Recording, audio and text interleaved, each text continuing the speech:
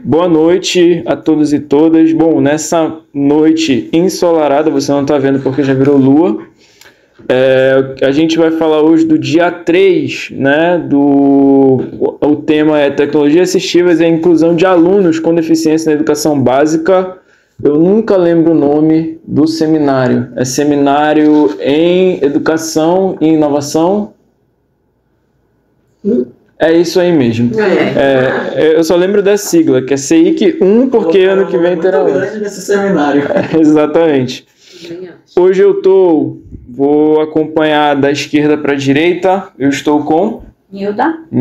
Eu, do meu lado direito, Larissa Lima. De novo ele, Luigi Costa ou Luigi Adriano. Hoje a gente tem um convidado especial, poder se apresentar? Inácio.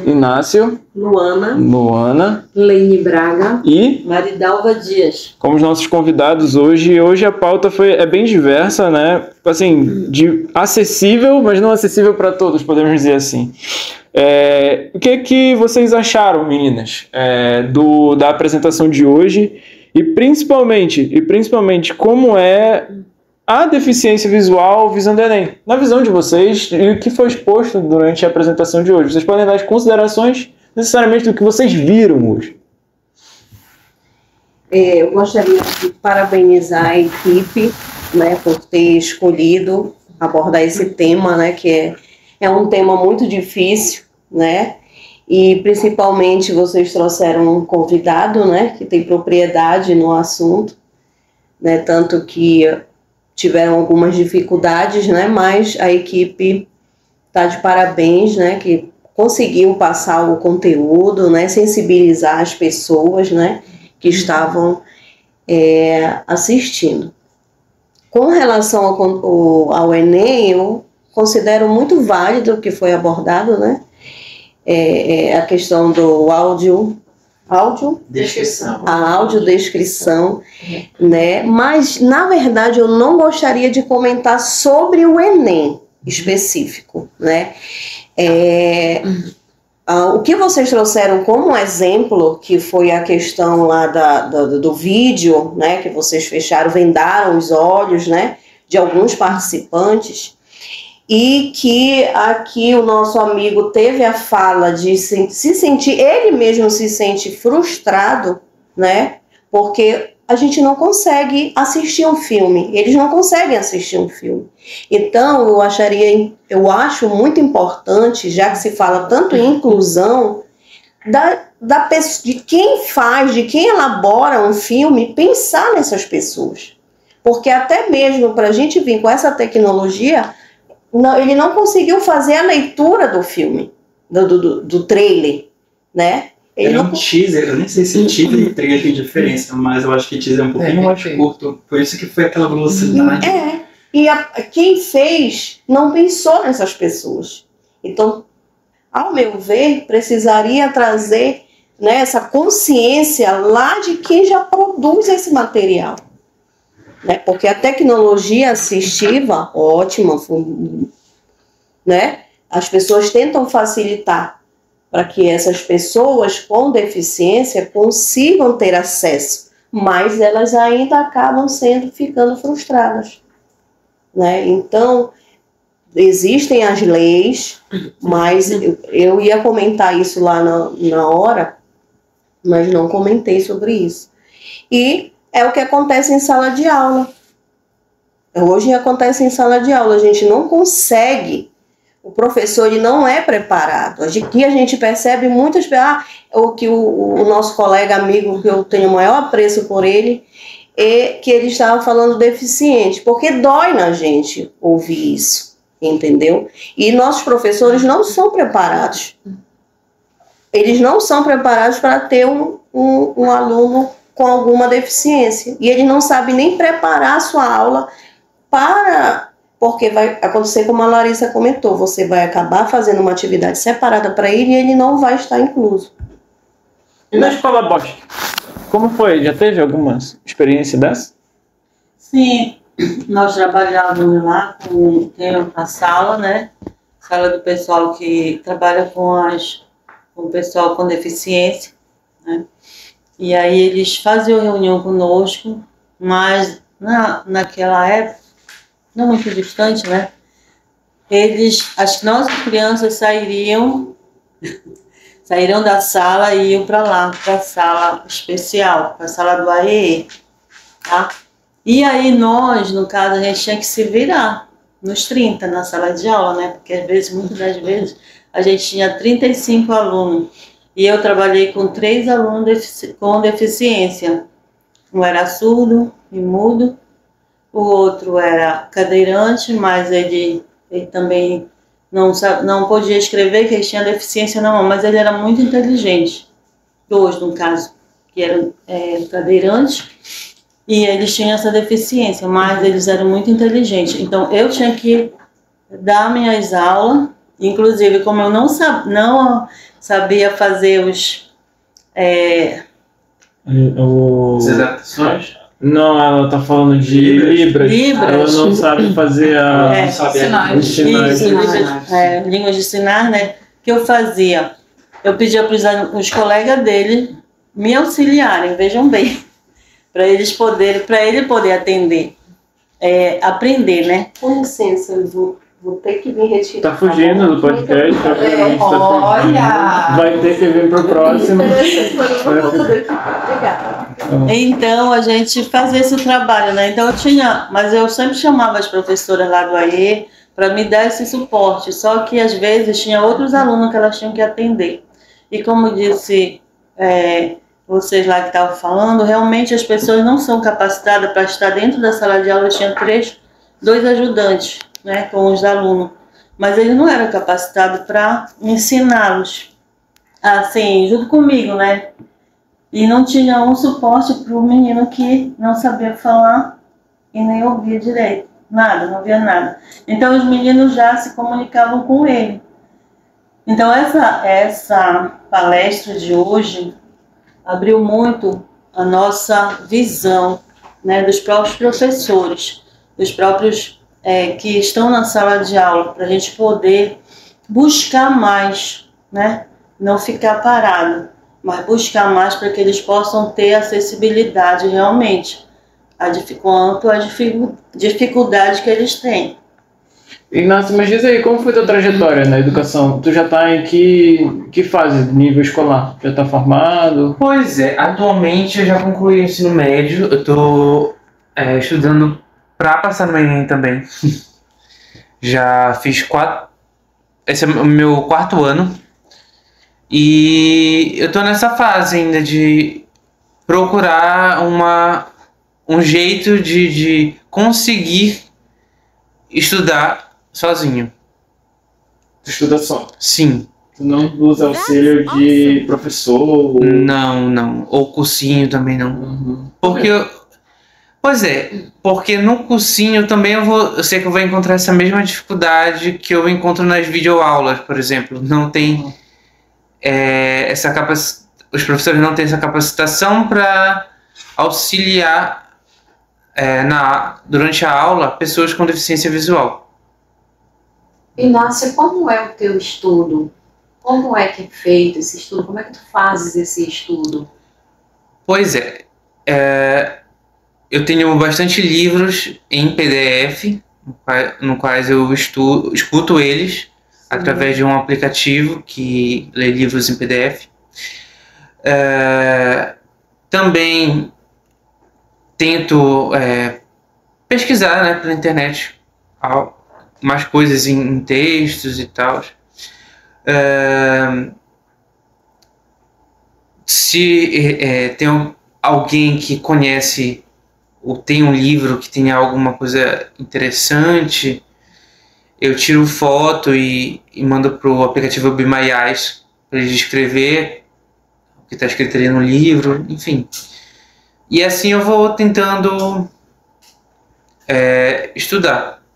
Tu acredita que o Enem, ele é a parte, ele é a porta mais democrática possível hoje? Se não fosse o Enem, tu talvez tentaria outra coisa ou até pararia no médio? Na tua opinião, assim, pelo que tu tem vivido, só exclusivamente a tua opinião. Tu acha ela que é igualitária, por exemplo, esse tipo de coisa?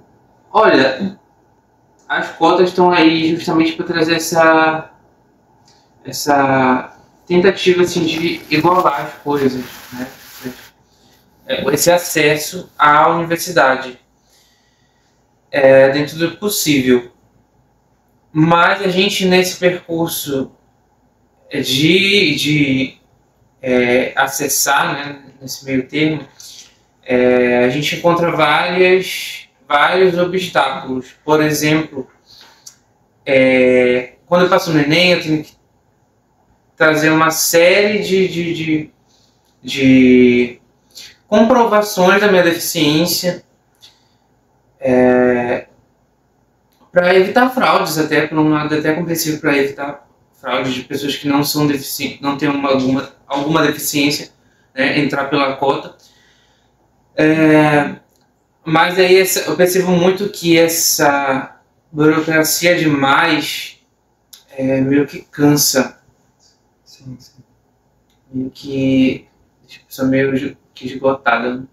Mas eu acho sim que é uma oportunidade excelente de tentar igualar esse acesso. Eu acredito que é uma ótima oportunidade.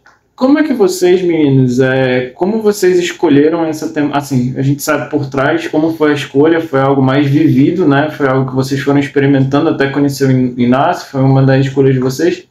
Mas principalmente, como é que vocês procuraram atender esse público? Vocês acharam o que eu quero dizer assim, qual foi o viés? Foi oportunizar a tecnologia assistiva ou foi ouvir o público? Qual foi o primeiro passo, esse tipo de coisa? Como é que foi essa experiência para vocês?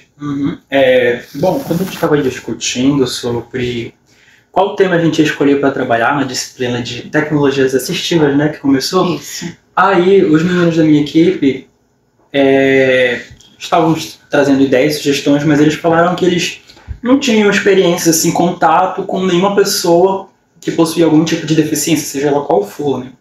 Aí eu comentei, né, que eu tinha um amigo que tinha deficiência visual, eu conhecia mais uma outra galera com deficiência visual, e atualmente também estou atuando como mediador de um aluno com deficiência intelectual numa escola municipal aqui em Ananindeua.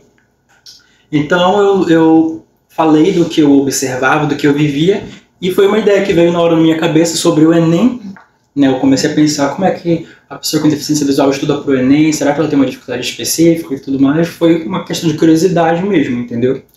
Aí a gente foi investigar e foi observar que não tinha no YouTube, que eu parei para pensar, gente, não é tão difícil fazer uma videoaula e o professor minimamente descrever pelo menos o que ele está falando ali, né? E principalmente as imagens que vão ter relevância na prova, na hora de responder, né? Aí eu sempre dou o exemplo da estrutura, a bicamada fosfolipídica, que é a estrutura da célula.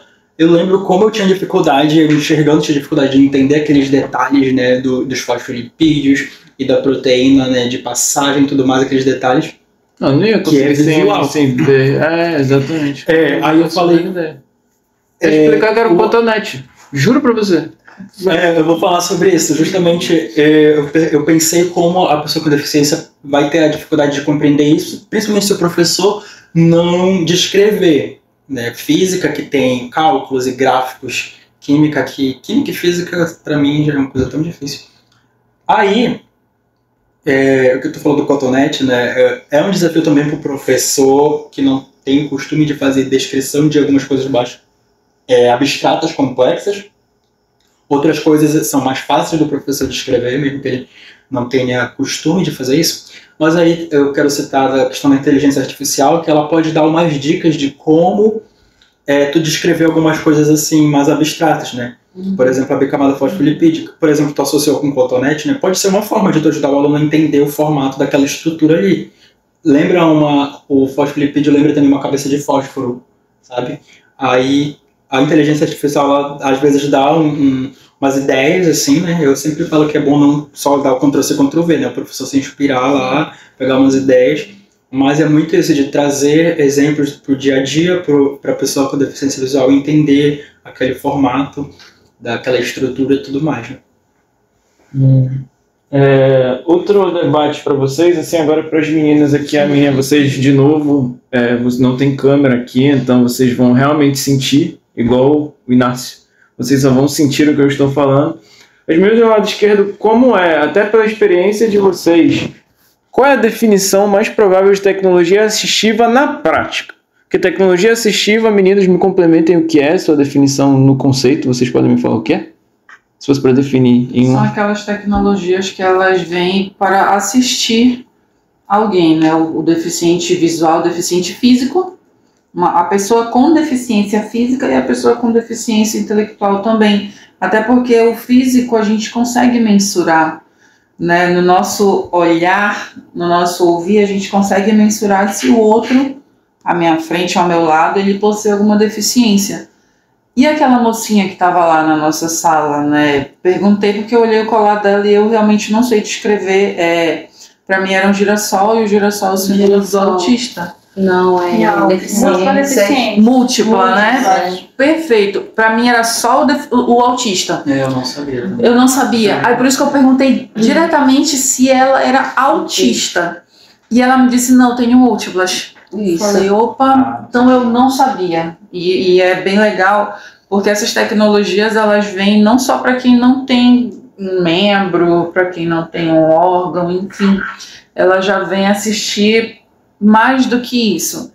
Então, já que a gente usa a tecnologia há algum tempo na educação, por que não usá-la a favor, não é, da educação? E as tecnologias assistivas são para isso. Aí eu volto para vocês, o que vocês viram na prática e quais inspirações vocês viram da própria palestra dos meninos.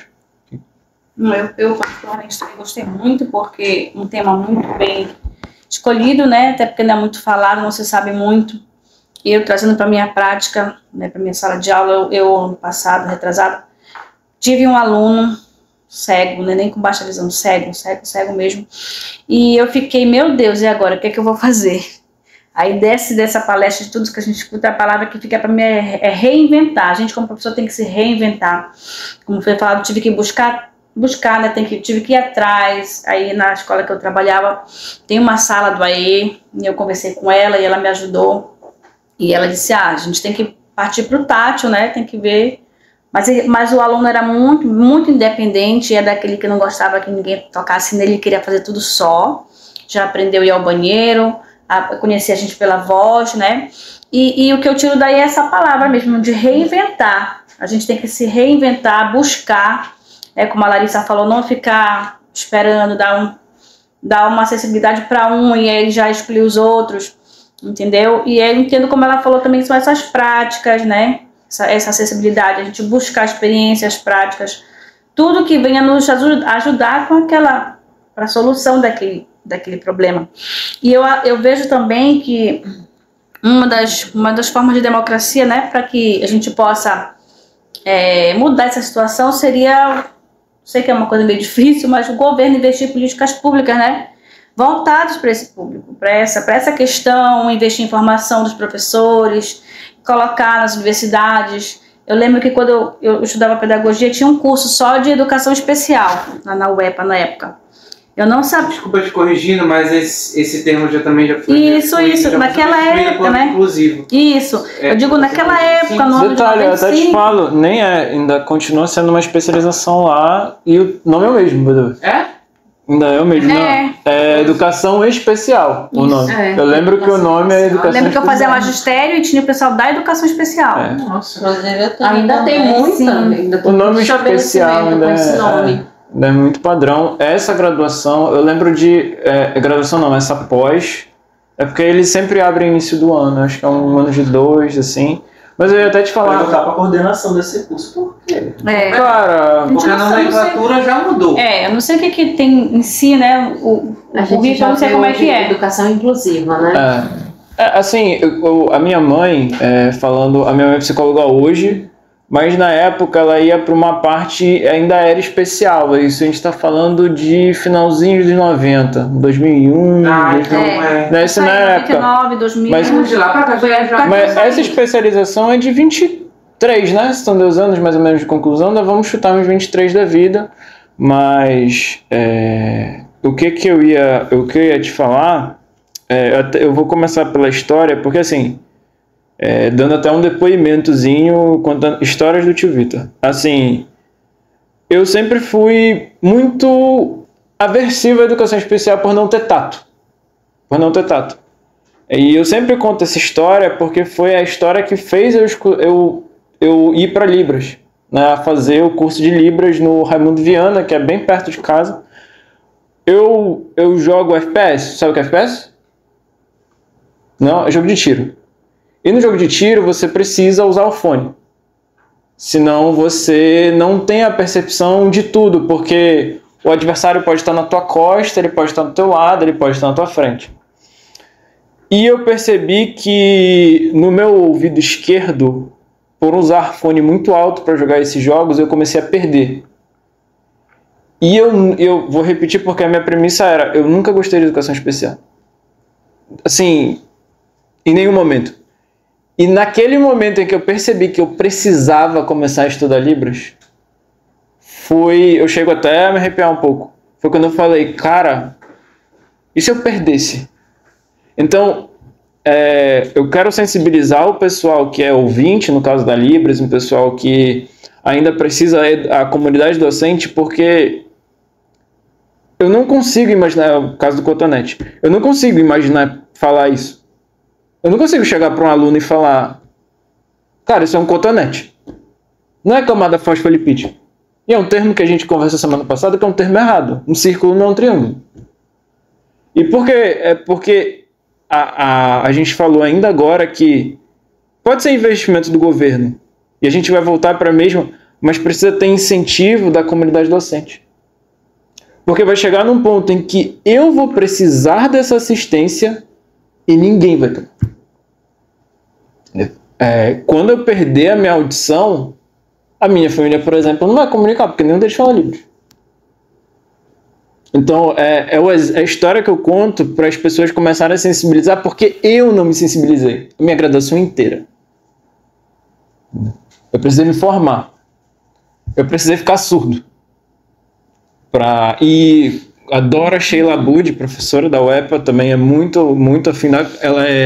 Ela tem baixa visão, ela não enxerga o lado esquerdo. E ela é uma senhorinha. Então eu falo isso para sensibilizar as pessoas na necessidade da gente criar tecnologias que uma videoaula. Cara, não é algo. Criar uma audiodescrição de uma videoaula não é algo difícil. É algo que você gasta meia hora fazendo. Ok, pode te dar um trabalho criativo e tal, mas, cara, tudo tem dificuldade. E para as pessoas que têm qualquer deficiência. Pode falar, Diego. Só complementando a tua fala, né? A questão da descrição, inclusive, recentemente eu fui descobrir que é uma área de fato pesquisada que tem até um mestrado agora que falaram, né? A profissão de muitas pessoas, e o Inácio estava compartilhando comigo que a pessoa que enxerga, né, ela vai atuar ali preparando a descrição, e a pessoa cega com deficiência visual, ela vai ter um papel também, né, Inácio? Como consultor dessa descrição, ele vai consultar essa descrição para quem está fazendo aquele trabalho de descritor, para saber se tem que corrigir alguma coisa, se está bom, se realmente vai aquela descrição, se ela vai ser correspondente àquela imagem ou aquele vídeo. Aí eu fui descobrir isso recentemente, né? Eu não sabia, fiquei muito interessado. Só para a gente não cair naquele de descrição qualquer um pode fazer. Ok, não é bem assim, mas eu como professor, né, eu posso sim descrever a minha aula. Talvez eu não faça aquela descrição de um profissional, né? Inclusive, a questão da audiodescrição na educação, ao meu ver, pelo que eu estou observando, é pouco pesquisada, é pouco difundida nas pesquisas, pelo que eu dei uma olhada assim, não vi muita coisa sobre audiodescrição no meio educacional, principalmente em videoaulas, como a gente falou na palestra, não encontramos esse material disponível na internet. Então está aí um campo agora que está crescendo, né? Está começando os programas de pós-graduação na área. Mas eu, como professor, eu posso descrever do jeito que eu conseguir ali uma imagem, um esquema para ajudar o meu aluno, né? Isso realmente não é tão difícil, né? Mas só para deixar claro que realmente existe essa profissão e é isso, gente. Achei fantástico. Principalmente por uma das coisas que eu comentei no começo da palestra, que foi exatamente isso. Quem está ali lendo, a maioria das vezes não tem o curso, não tem a formação específica, a formação apropriada para ser o ledor. É porque eu leio, eu sei ler. Vou ser ledora. Mas tu tens alguma coisa na área da educação, na área da educação inclusiva, na área de tecnologias? Não, mas eu sei ler. E aí? Então, não temos pessoas qualificadas, infelizmente, e aí acaba sobrando o que tem. E o que tem é a pessoa que sabe ler e que não ajuda e muitas vezes até atrapalha o candidato, ou então não precisa ser necessariamente com relação ao Enem, como as meninas falaram. É de uma questão maior do que o Enem. Mas a gente acabou afunilando porque senão era muita coisa para pesquisar, né? E a gente foi filtrando e, opa, o que dá pra gente encaixar? O Enem é a melhor saída pra gente. Então é por aí, não é porque eu sei ler que eu tô qualificada, que eu tô apta a ser ledora. Era isso que eu ia falar nessa questão, né? Eu sei ler. Mas será que eu sei ler de verdade? Porque uma pontuação, uma vírgula, ela pode mudar todo um contexto. E aí, se eu não souber essas regrinhas de pontuação, eu vou prejudicar a pessoa que está ali precisando da minha ajuda. Então, como já foi falado, é importante ter essa formação, uma qualificação, para que as pessoas sejam bem assistidas. Sim. Enquanto professor, eu nunca tive a oportunidade, porque eu acredito que tem que ser uma oportunidade para a gente trabalhar com essas pessoas. E eu lembro que na década de 90 era aquela questão que não existiam as pessoas com necessidade nas escolas regulares, né? Era tudo separadinho, né? Segregado. Tudo segregado. E aí, o que acontece? Ainda tem pessoas que não concordam que nas escolas regulares essas pessoas sejam inseridas. E a gente precisa derrubar essa questão, a gente precisa focar muito, a gente precisa sensibilizar e dizer que essas pessoas têm vez, sim. Elas precisam estar ali inclusas, sabe? A gente precisa incluir todas essas pessoas para fazerem parte de uma rotina normal, porque assim, tem limitações? Tem as necessidades? Tem, mas são pessoas como nós, conquistar essa sabe? autonomia, essa independência, né? E assim, no ponto legislativo, os mesmos direitos que nós temos, essas pessoas têm. Então, nós temos que bater, sim, enquanto professor, temos que bater nesse foco de incluir todas essas pessoas. Assim, no dia a dia, eu convivi com uma pessoa com deficiência visual e na escola eu era colega de classe e eu percebia o quanto essa pessoa era excluída, o quanto o professor não tinha a formação, não tinha uma qualificação. E eu ficava perguntando, ela vai passar de ano, mas será que ela aprendeu mesmo? Toda vez que eu vejo um aluno com deficiência numa escola, eu fico me perguntando, será que esse aluno está aprendendo? Ou ele só está passando de ano em ano, em ano, em ano, mas vai chegar um momento que ele vai precisar realmente de um aprendizado para ele entrar numa área profissional, para ele entrar numa faculdade, numa universidade. Então, assim, não é só passar o aluno, o professor passar o aluno, bora passar. Isso acontece bastante. Né? Uhum. Então, Já aconteceu tanto com colegas meus como de escola, assim, não na mesma sala, mas que eu conheci ele que tinha convívio na sala de educação inclusiva, e eu via que muitas das vezes os professores só queriam passar e não queriam saber te ensinar. E também, depois agora de adulto, já conheci outras pessoas com deficiência visual que também alegavam que eles estudavam por conta própria depois que a tecnologia chegou, porque na época deles só eram jogadas assim, de etapa, de ano no caso. Enfim. e era isso que eu ia falar, que a gente hoje já percebe que a tecnologia educacional ela já está bem inserida. Ainda falta muita coisa, mas já está bem inserida para ajudar, né, as pessoas que necessitam. Foi perceptível também na palestra de vocês isso. Principalmente, uma das coisas que tu falaste que é bem verdade, Lene, é que quando eu encontro um aluno com deficiência, a gente fala de aluno, né, porque está no meio escolar, quando eu encontro o aluno com deficiência e eu não tenho a formação, eu já na minha cabeça de professor, bom, não tenho a formação, então eu vou ter que segurar esse aluno por um ano e ano que vem ele é problema de outro.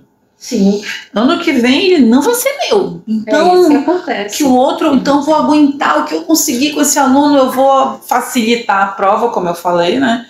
Porque não é para facilitar a prova. Eu tenho aqui o Inácio. Não é porque o Inácio não enxerga que ele não tem a capacidade de fazer de realizar um processo seletivo, uma prova, qualquer outra coisinha, como os outros têm, como o Luigi tem, por exemplo. De repente o Inácio, se ele tiver o direcionamento de uma boa aula, ele consegue uma nota maior do que o Luigi, isso vai ser super legal e não vai ser surpresa. Então a gente ainda tem essa cabeça de eu não tenho a formação, não vou procurar. O aluno tem que se adaptar a mim, eu não vou me adaptar a ele. É o contrário. Exato. A pessoa que enxerga tem que se adaptar. Com certeza, e eu não posso te passar uma prova fácil, eu não vou só te passar de ano e ano que vem ter problema de outro. Não, porque vai bater alguma barreira que esse aluno é que vai sair perdendo e com isso a educação. E a gente casa, né, acaba no agora no IDEB, que não tem como deixar de falar que hoje em dia você não pode reprovar aluno. Então é proibido reprovar aluno aqui no estado. E aí tu vai passando esse aluno até que não dá. Tu sabe que aquele aluno nem... Não? Não pode mais reprovar o aluno.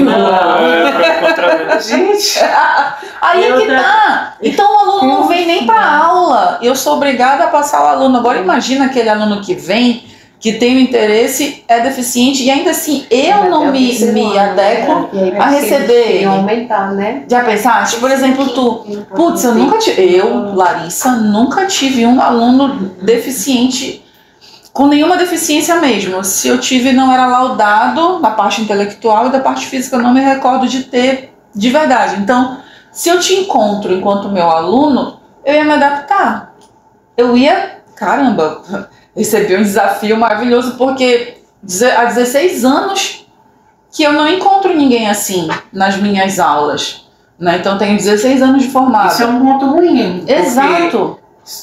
Essas pessoas não estão chegando. Exatamente. Então elas não estão chegando no ensino superior, no ensino técnico, que eu já ministrava no ensino técnico. Então elas não estão chegando, elas estão ficando aí à margem. Elas concluem o ensino básico, a educação básica, porque hoje em dia, 2024, 2025, eu sou obrigada a passá-los. E aí? Então ele acaba aí. E pro Enem ele vira uma estatística. Sim. Essa também, e a gente vê o quanto é falsa essa avaliação. Teve um tempo que só poderia ir para a sala de aula também se tivesse feito a educação especial com inclusão. Inclusive eu fiz, né?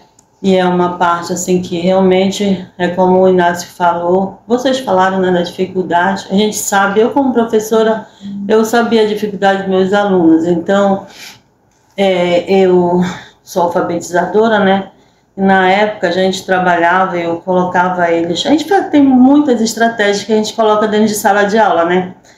E quando a gente é um professor, mesmo que a gente gosta da profissão e vai lá para ajudar os alunos, né? Porque tem muitos que deixam, como tu falou. Mas a gente que olha, que vê, não sabe ler, então vamos trabalhar.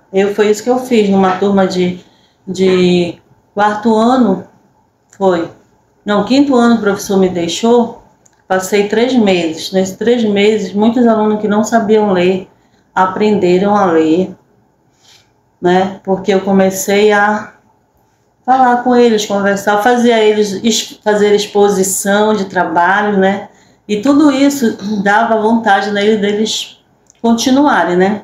E assim, e a dificuldade com as pessoas com deficiência, a gente sabe que não é fácil. Naquele tempo que eu trabalhei, em 2015, 2016, não foi fácil. Mas eu sempre tinha alguma coisa para fazer, né? Algum trabalho, porque eu pesquisava, né? E além do curso que eu fiz, me ajudou muito. Mari, eu não recordo se foi agora nessa discussão, porque eu já estou vindo de uma jornada de discussões acadêmicas hoje. De manhã foi pesquisa na educação, agora à tarde epistemologia e agora à noite esse seminário. Eu não recordo se foi aqui, de verdade eu não recordo, mas eu estava tendo uma discussão e aí a gente estava comentando a respeito disso, onde o aluno chegou em uma etapa, em um ano escolar, em que o professor detectou que ele foi sendo passado, mas assim, ele é deficiente, vai passando. Deixa Chegou ele. lá, acho que foi no 3º ano do ensino médio, chegou em algum ano escolar, na verdade o professor foi conhecer esse aluno e viu que ele não era deficiente, ele só não tinha sido alfabetizado. E na época que a gente estava trabalhando lá, o professor chegou de volta, né? As meninas nem queriam que eu saísse da sala.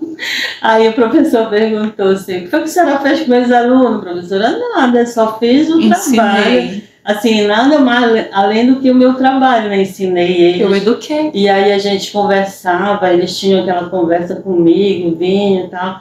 Então, assim, eu aconchego que o professor tem que ter com o aluno. Isso é importante. Ter o carinho. Às vezes ele não tem quem abraça, eles vinham, me abraçavam. É humanidade, né? Nós somos falava É verdade. com um sorriso, sempre dando para eles assim, não, vocês são capazes, vocês vão conseguir. E aí, quando o professor foi me elogiar lá na sala dos professores, lá na Escola Bosque, que as pessoas me olharam com outro olhar, eu fiquei muito agradecida a Deus, né? Porque eu fazia tudo que eu podia, né? Para que eles pudessem ter uma visão melhor. E dizer assim, olha, vocês vão ser alguém lá no futuro, né? Vocês vão estudar, vocês vão aprender, dizer assim, aprendam principalmente a leitura e fazer as contas que eles não sabiam fazer, de mais, de menos, de multiplicar, dividir, eles aprenderam. E Mari, Isso é muito relevante, isso é muito importante para aquele aluno, essa motivação, isso é muito motivador da parte da professora, está incentivando, porque essa pessoa que eu citei, que eu tinha contato da sala de educação inclusiva, ela tinha uma deficiência intelectual leve e uma deficiência visual, baixa visão. Mas era bem baixa, tipo, era uma baixa visão assim que dava, por exemplo, para copiar do quadro. Né, se ela estivesse na cadeira da frente, dava para ela copiar do quadro. Mas o que acontece? Essa pessoa foram só passando, e aí ela conseguia copiar do quadro, mas só copiar. Chegava na hora de ler ou de escrever. Até hoje essa pessoa, eu tenho contato pela internet, a pessoa manda para mim, boa dia. Uhum.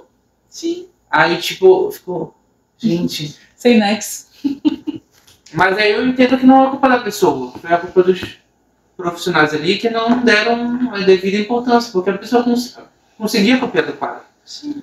Então, tipo, não quiseram, na verdade, dar uma atençãozinha para poder auxiliar ali ela na medida do possível. E, Inácio, quando chega algum professor como a Mari, por exemplo, as pessoas olham assim, o que você fez? Qual é o segredo do sucesso? Sabe? Como se fosse algo... e na verdade tu só ministrou uma aula sendo humana. Do jeito que deveria ser. Do jeito que deveria ser. Não tem um segredo. Tu vai falar assim, não, é porque eu pulei, eu fiquei de cabeça para baixo, eu ri para eles, eu prometi bombom. E não foi nada disso, tu foi humana. É verdade. E essa motivação vindo da sala de educação inclusiva foi ajudando essa pessoa um pouco, que ela conseguiu lá para o ensino médio já ter uma leitura melhorzinha, mas ainda fica aquele vácuo, E você percebe que não Sim. tem uma coesão, uma coerência no texto, exatamente. né? Que no Enem, como é que super- faz a redação, sabe? Exatamente. Como é que chega na redação para o Enem, sendo mal alfabetizado e ainda por cima deficiente? Ainda por cima sendo uma pessoa com deficiência, e aí Já imaginaste? Já é já é uma porrada, já é um baque. Conseguir chegar até lá, que já sofreu o ensino na educação básica toda, né? Uma educação capenga, de verdade, porque tu vai sendo passado. E aí quando chega ali que tu não tens, pensa que sabe pelo menos escrever e na verdade não sabe, porque o professor foi só passando. Vou te passar. Porque eu vou ficar contigo 1 ano. Só esse ano que vem tu é de outro. Mas só jogando a bola. Só jogando a bola e acontece isso. Daí a importância da empatia, né? Se colocar no lugar do outro. Né? A gente tem que trabalhar com empatia sempre. Porque é uma pessoa que está ali, como a Andressa falou, né? Vai ter várias oportunidades. A gente burlar esse conhecimento para ele é difícil, né? Vai ser mais um, como ela falou. Inácio, conversando agora, eu fiquei em dúvida, como é a tua redação? Como tu desenvolves a redação? É verbalizando para ele? Como é que tu mentalizas isso e executa? Pois é, eu, nas minhas últimas provas do Enem, eu solicitei o apoio do NVDA, do leitor de tela para computador. Então, eu escutava ali a prova pelo computador, nos fones de ouvido e tal, e na hora de responder eu falava, olha, quero marcar, estou na questão de número 49, vamos supor, e vou marcar a opção D, a alternativa D. Aí segue esse percurso durante toda a prova. E quando chega na redação eu vou ouvir ali os textos motivadores e a partir dali e daquela sugestão para a redação eu vou tentar desenvolver alguma coisa na minha cabeça e vou falar pro ledor e transcrevendo para a escrita mesmo, para tinta propriamente dito. E aí tá um problema, porque muitas das vezes eu tive a sorte das vezes que eu me inscrevi para o Enem de pegar profissionais que já estavam na área da pedagogia e tal, na área da educação inclusiva, mas e quem não pega ledores que não é da área da educação? Como é que vai ser essa redação? Queria, já encaminhando a gente para o final, queria passar reflexão até para os ouvintes, se é realmente uma tecnologia assistiva que a gente precisa ou se é só um olhar. Não, no olhar eu fui mal expresso aqui, eu quero dizer, se é mais a falta de sensibilidade, né? Humanidade. Exatamente. Aqui a gente falou até muito, tem na apresentação e a indicação até, a gente pode até citar Be My Eye, Google Gemini, ChatGPT. E teve o Movie Writing, né? Que é o aplicativo de descrição dos filmes, a descrição dos filmes que estão em cartaz em cinema. Que a gente poderia falar sobre suas diversas funções, mas o que a gente percebeu aqui é que, na verdade, falta um pouquinho de sensibilidade na comunidade educacional. E até porque eu acho que eu citei o relato, mas e vale o alerta, deem oportunidade principalmente para criar tecnologia assistiva, a gente precisa ouvir a comunidade que precisa dessa própria tecnologia, né? Não é só criar um protótipo, criar algo do tipo, mas principalmente entender quais são as necessidades, que às vezes a gente precisa só de um abraço, talvez. E agora já para eu entregar mas, novamente, tem muitas tecnologias que a gente poderia estar citando aqui e que vão ser faladas, esperamos ver muito mais o Inácio, junto com o grupo dele. Qual é o nome do teu grupo que você falou na sua apresentação? Rede de assistência à pessoa com deficiência visual. Legal. E fala mais ou menos do quê? Conta um pouquinho pra gente. Oi? Conta um pouquinho do que é, como faz e como poderia ajudar outras pessoas. Bom, a rede de assistência vem justamente para dar esse apoio, enquanto oficinas, enquanto alfabetização braille, enquanto orientação jurídica, que muitas das vezes a pessoa com deficiência não sabe como ter acesso à educação inclusiva ou então a educação, ou então o próprio BPC, o benefício de prestação continuada, então, ou então acesso ao trabalho com os seus direitos como um funcionário de uma empresa, sendo uma pessoa com deficiência. Então a gente vem trazendo essa série de assistência psicológica também. E a gente está aí para desenvolver esse trabalho com a comunidade também de conscientização, de justamente ter esse olhar comunitário com as pessoas com deficiência visual.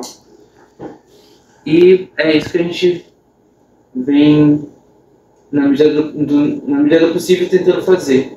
E convidando a comunidade a fazer também, junto conosco. A galera aqui de Belém, região metropolitana, por enquanto, né? Beleza. E agora a gente vai falar um pouquinho, dar a palavra ao tema 4. Vocês me complementam se estiver faltando alguma coisa. Redação científica, tem mais alguma coisa em relação ao tema? A importância na educação. Isso, beleza. Aí vocês podem contar um pouquinho do que vocês vão trazer, convidando a galera, dar um teaserzinho. Se quiser fazer, literalmente é uma audiodescrição. Não pode ser um teaser. Bem, gente, estamos aqui para convidar vocês na próxima quinta, né, mais uma palestra, mais um seminário sobre redação científica e a importância dessa redação na nossa educação, né? Seja para o Enem, seja para o artigo, educação superior. E é isso aí, a gente convida todos para se fazer presente na próxima quinta-feira aqui no IFPA de Ananindeua, tá? A gente conta com a presença de vocês e vai ser muito legal e vai ter um lanche muito gostoso no final. É isso, grato a todos que estiveram aqui. Eu tô falando isso para todo mundo. A gente está fazendo ciência e dessa vez a gente teve um pouco de sensibilidade. Espero que, Inácio, mais pessoas escutem a tua pessoa, né? E consigam compartilhar. Aqui a gente está falando só da comunidade docente, que é uma comunidade muito insensível. Não vou passar pano para isso, mas a gente viu alguns exemplos, né, de pessoas boas aqui. Espero que tem muita gente boa, mais pessoas apareçam. E desde já quero agradecer pelo convite de estar fazendo parte desse grupo, né, do Luigi e da Larissa, das meninas, enfim, de estar fazendo essa ajuda, de poder estar ajudando eles a nos ajudar, né? A comunidade de pessoas com deficiência visual. Agradeço pelo convite de estar aqui também. Tu já é do grupo, tu sabe, né? Eu agradeço. Sim, gente, antes de terminar, eu quero falar uma coisa para o Inácio, é que eu tive uma experiência onde eu me senti uma pessoa limitada. E eu acho que as pessoas ditas normais, elas se sentem assim, só que não têm coragem de falar.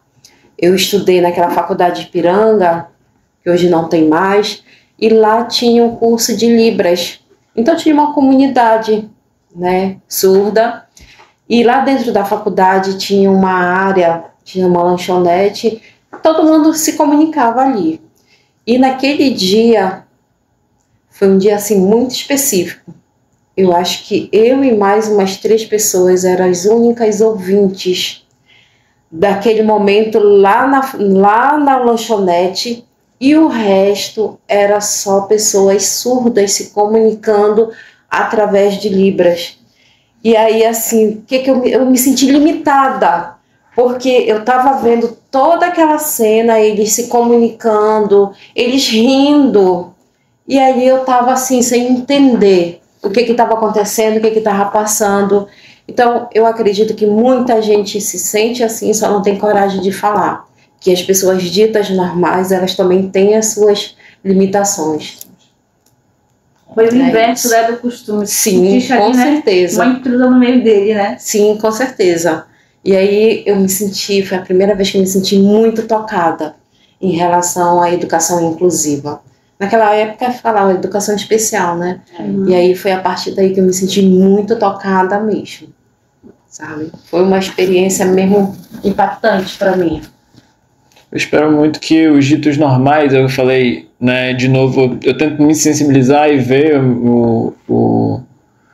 que as pessoas, o autismo, e com todo o respeito do mundo ao autismo, ao TDAH, é porque a gente consegue ver e entender, talvez.